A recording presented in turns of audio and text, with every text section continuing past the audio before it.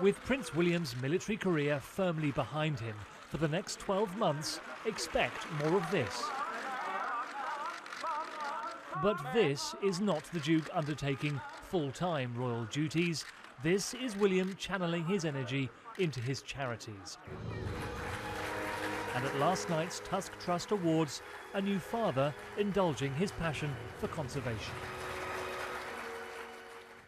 As you might have gathered, Catherine and I have recently become proud parents of a baby who has a voice to match any lion's roar.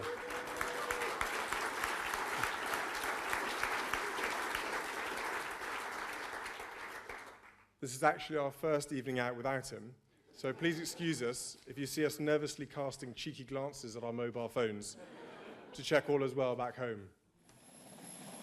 No pressure, Will, but every single SAR person in the world will probably be watching this when it goes out. Yeah, thanks, Ed. I realise that. The Duke's deployment in Anglesey as a search and rescue pilot was always going to come to an end. Many, though, expected the future king to continue in the military in some form.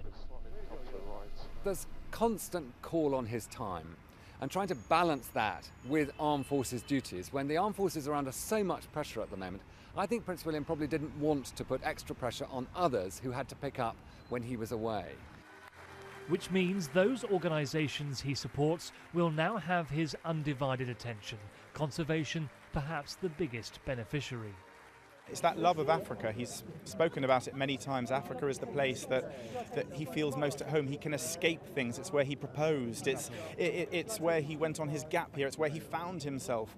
And he's realised that the one big difference he can make out there is conservation. And all this suggests a return to Africa for the Cambridges in the near future, and an early introduction to a new continent for Prince George. Paul Harrison, Sky News.